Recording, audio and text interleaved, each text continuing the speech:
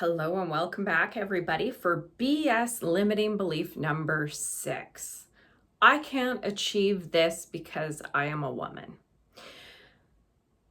The last one and this one are two of the most sensitive ones that I want to cover because I feel the media, community, culture, everybody around us is throwing so much fuel on the fire of race and gender. And I think it's done purposely to pit people against each other and divide and conquer. And a lot of people say the same thing. When at the end of the day, the beliefs that we hold about ourselves are so critical. And there's no doubt that there are people out there that pour fuel on the female fire, on the race fire, because so many of us struggle with these insecurities. And if we're so busy fighting each other and fighting ourselves internally about our insecurities, guess what? We don't accomplish anything. We just go to work, do our job, go home, pay taxes, go buy stuff, be consumers, go in debt, because we're so unhappy and not reaching our full potential.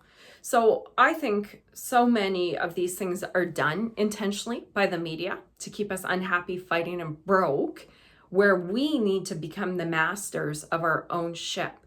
And one of the ones I think that has been pushed for a long time is the gender.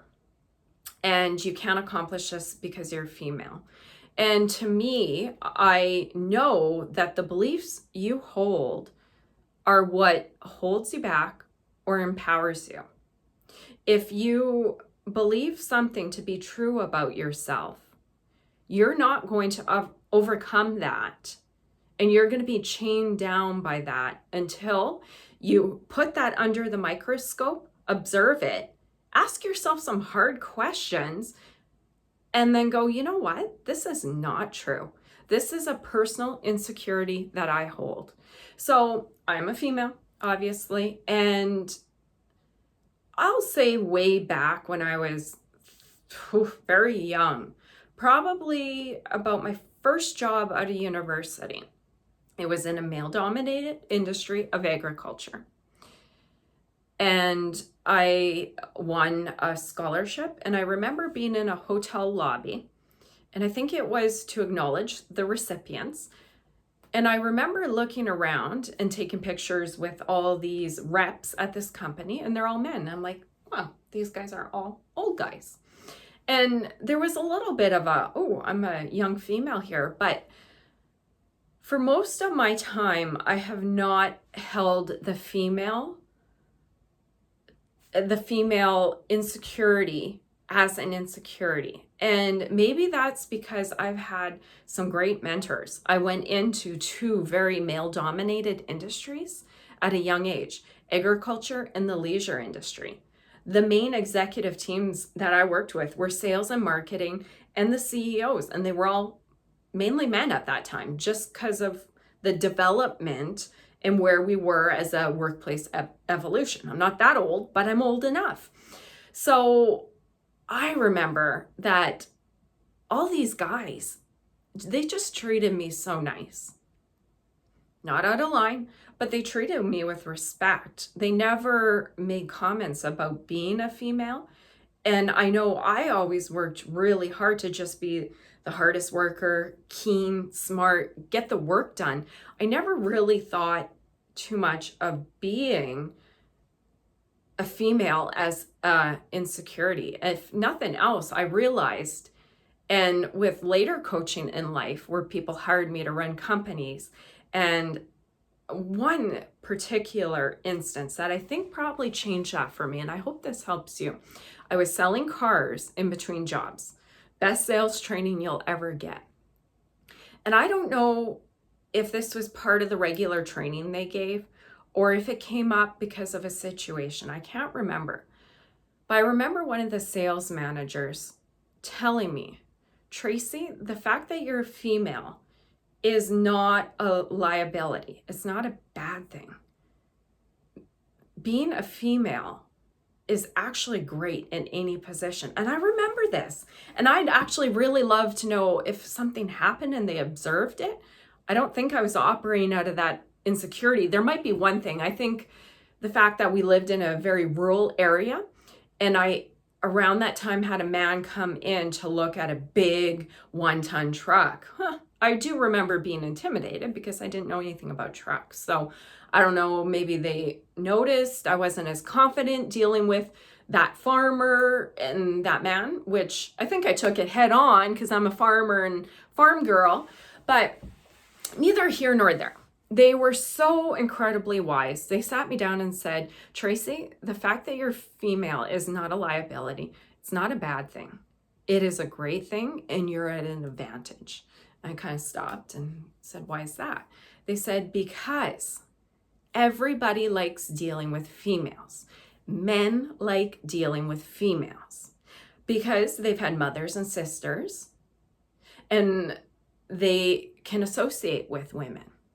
Women, they might think, are not as pushy. Maybe they think they're going to get a better deal from a woman and she can't negotiate as well as a man, and jokes on them because we can. But at the end of the day, men like dealing with women, right? That's the opposite sex. And they're not even going anywhere with flirting and any of that silly stuff. Gosh, we get by on our brains, right? But they said men like dealing with men, or men like dealing with women. And women like dealing with women because they're more comfortable. Many women, if they're not as confident in negotiating a vehicle or a business deal, they might feel intimidated, blown over. Not all the time, but some are. Whatever a customer's insecurity is, people like dealing with women. And if you're a female watching this, women do have a strong relational aspect to them. We know how to nurture. We know how to build relationship. Men do too, don't get me wrong. I don't want to get no hate in the comments here, but women, we are fantastic at building relationships. So when it comes to building companies, doing mergers, acquisitions, selling, marketing, being a female all around to me is an absolute plus. So when I see women yelling about women being at an unfair advantage, it sometimes makes me mad because that's coming from an insecurity. And heck, it does happen. It does. There are people that are going to not hire you and not like you because of X, and X. They might not like your personality. Whatever it is, you're never for everyone. But I don't believe that taking on and operating from a place of an insecurity, a personal insecurity, is empowering at all. If I show up to every interview going, oh my God, I'm a female, I'm not going to get the job, they only like men, how's that going to come off? Versus, okay, female, male, who cares? It all comes down to who gets the job done, who has a better resume, who makes a better first impression. And I mentioned in one of the previous videos, if there was ever a time I didn't get a job, it can be easy if you're operating in insecurity to go, oh, I didn't get the job because I'm a female.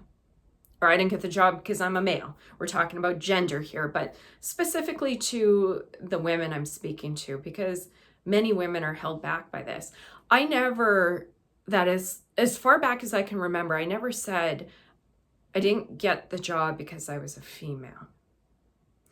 I remember the one company, I didn't get the job, and I looked at it and I said to myself, why didn't I get this job? Because I really wanted it. It was an internal posting and I seen who got it. And I thought the guy was a goof. So I'm like, oh, is it because he's a guy? That job I did. I'm like, what was the reason? And then I kind of said, okay, put that aside, Tracy. That was, I think, my second professional job I had. I really wanted this job when at the end of the day, it wasn't right for me and I wasn't the right person. But I sat back and I'm like, okay, this person got it. What does he have that I don't?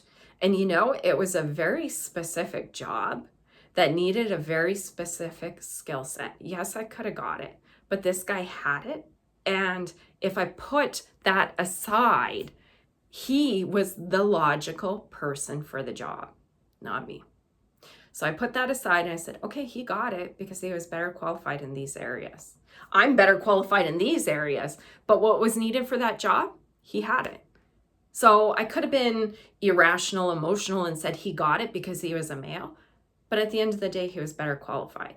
So no matter what happens in life, you have the ability and the responsibility to react. You can make a story out of it. And that story can become a wicked, wicked story in your head and affect future circumstances. Or you can sit down and be rational and analytical and go, why didn't I get this? Did I blow the interview? Did I ask for too much money? What's the reason? Heck, if you didn't get it because you're a female and you somehow figured that out for sure, move on, because chances are that wasn't a great person to work for anyways. At the end of the day, that doesn't really matter. And I'm not going to be rah woman power. It's rah person power, because whether you're male or female, at the end of the day, all that matters is here and here. What do you know? Where's your heart? What's your work ethic? And how bad do you want it? That's what I truly believe. And you have a choice of what you can focus on. You can focus on your story and your insecurity and let it grow and let it take over your world and become a victim. Or you can focus on facts and improvements and go, okay, I didn't get that job. And you know the other thing I found? All the jobs I didn't get, looking back, I said, hallelujah, they weren't meant for me, because every single place I ended up gave me skills to get to the next place, to get me here, which I love my life. So sometimes there's a bigger plan. Sometimes it's this, that, but we have a choice of how we can interpret the situation. We have a choice on how good we can be. And we have the choice of whether we want to let outside programming determine who we are, how we succeed in life or not, or we can just decide that what we focus on grows, and it's me against me, especially in the entrepreneurial world. It's me against me. How are my marketing skills, sales skills, closing skills, business skills? Those don't matter if you're female or male, right? So at the end of the day, guys, remember, it's you against you, and you are so powerful. And once you realize that, nothing can stop you.